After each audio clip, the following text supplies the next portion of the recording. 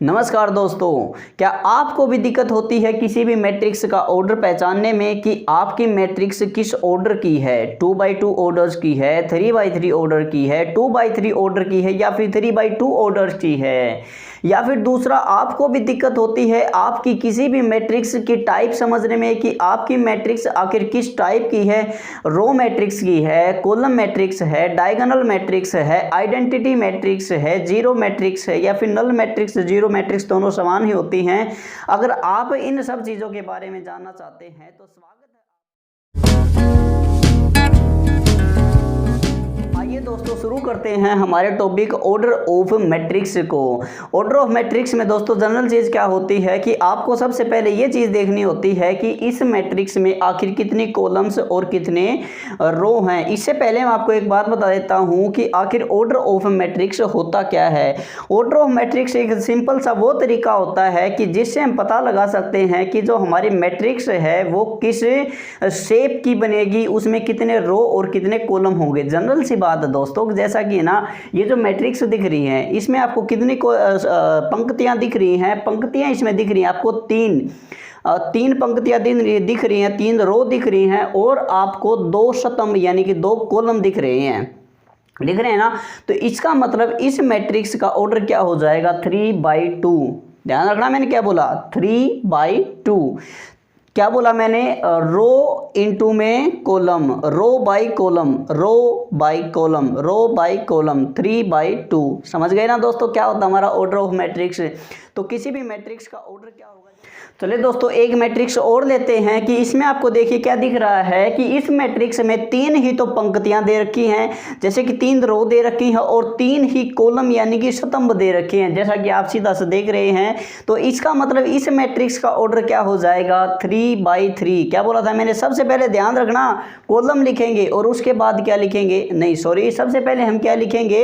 रो लिखेंगे और उसके बाद क्या लिखने वाले हैं हम? कॉलम। Row by column 3/3। वैसे इसमें तो कोई फर्क नहीं पड़ने वाला क्योंकि इसमें रो और कॉलम की संख्या आपस में बराबर है। तो जैसा कि हम दोस्तों एक एग्जांपल और लेते हैं कि इसमें आपको क्या दे रखा है कि जनरल से दिख रहा है कि आपको 3 तो स्तंभ यानी कि कॉलम दिए हुए हैं और जो 2 हैं आपको क्या दी हुई हैं? पंक्तियां दी हुई हैं। तो दोस्तों इसका ऑर्डर क्या हो जाएगा कि सबसे पहले मैंने क्या बोला कि रो गुणा कॉलम, रो बाई कॉलम। रो कितनी है इसमें? 2 हैं और कॉलम्स कितने हैं? 3 हैं। इसका मतलब इस मैट्रिक्स का ऑर्डर हमारा कितना हो जाएगा? 2/3 मैट्रिक्स हो जाएगा। 2/3 ऑर्डर की मैट्रिक्स हो जाएगा।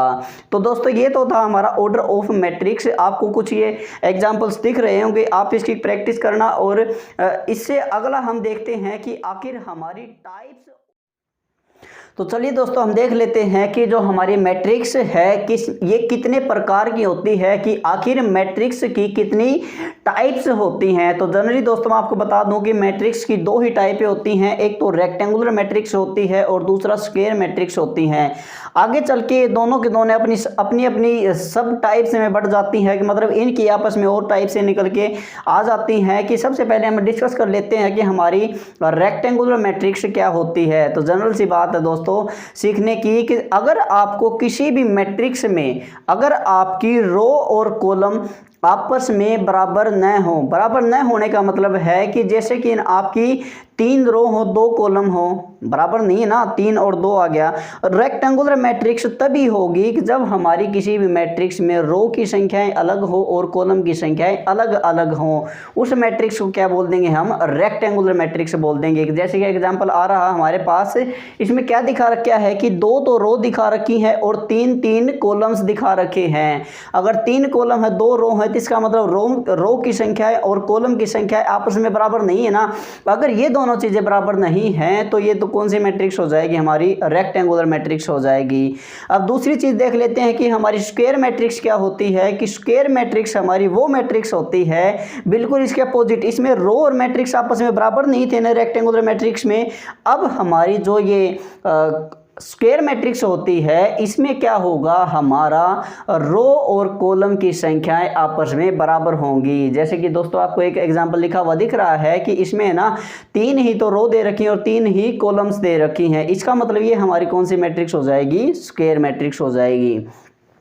अब दोस्तों हम बात कर लेते हैं हमारी रेक्टेंगुलर मैट्रिक्स की सब टाइप्स कौन सी हैं। तो जनरली आपको दोस्तों बता दूं कि जो हमारी रो मैट्रिक्स रेक्टेंगुलर मैट्रिक्स है इसकी जनरली 3 टाइप होती हैं।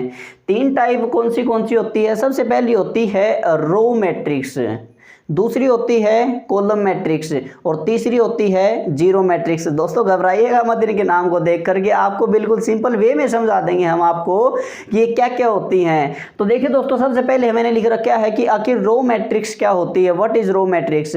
तो दोस्तों ये रो मैट्रिक्स होती है ना, ये एक ऐसी मैट्रिक्स है जिसमें केवल एक ही रो होती है।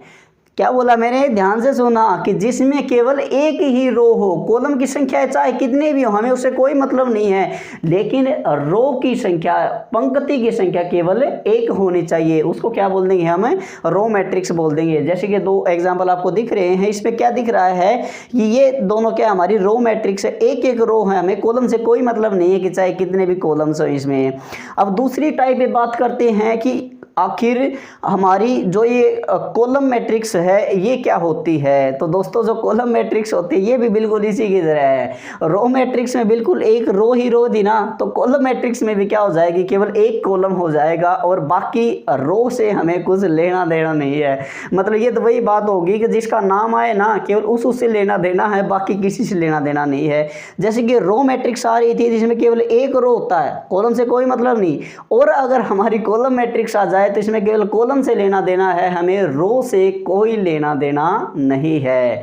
तो दोस्तों अब तीसरी टाइप पे चलते हैं, जीरो मैट्रिक्स पे। तो दोस्तों जीरो मैट्रिक्स है ना कि एक ऐसी मैट्रिक्स है कि दोनों, जो कि रेक्टेंगुलर मैट्रिक्स और स्क्वायर मैट्रिक्स दोनों के अंदर आती है। जीरो मैट्रिक्स वो मैट्रिक्स होती है, जीरो मैट्रिक्स को नल मैट्रिक्स भी बोला जाता है। एक चीज और नोट कर लीजिए आप, जीरो मैट्रिक्स को क्या बोला जाता है? नल मैट्रिक्स बोला जाता है। जीरो मैट्रिक्स वो मैट्रिक्स होती है जिसके अंदर सभी के सभी एलिमेंट्स 0 0 0 0 0 0 हों, उस मैट्रिक्स को क्या बोला जाता है? जीरो मैट्रिक्स यानी कि नल मैट्रिक्स बोला जाता है। तो दोस्तों ये तीनों टाइप थे आपके, रो मैट्रिक्स, कॉलम मैट्रिक्स और जीरो मैट्रिक्स। अब हमारे दूसरे टाइप के ऊपर चलते हैं कि आखिर स्क्वायर मैट्रिक्स क्या होते हैं। स्क्वायर मैट्रिक्स आपको पहले भी बता चुके हैं कि जिसमें रो और कॉलम की संख्याएं आपस में बराबर होती हैं। इसकी जो सबसे पहली टाइप आती है वो आती है आपकी डायगोनल मैट्रिक्स। क्या बोला मैंने? Diagonal matrix. डायगोनल को दोस्तों हिंदी में बोलते हैं विकर्ण। विकर्ण जैसे कि आपको पता है कि जैसे कि हमारी मैट्रिक्स है, ये स्क्वायर मैट्रिक्स, सबसे पहले ये कंफर्म कर लीजिए आप स्क्वायर मैट्रिक्स है। दूसरा ये कंफर्म कर लीजिए कि इस मैट्रिक्स का आखिर ऑर्डर क्या है। 3x3 ऑर्डर की मैट्रिक्स दिख रही है ना आपको? सही है। अगर ये स्क्वायर मैट्रिक्स है तो इसकी डायगोनल में चलते हैं।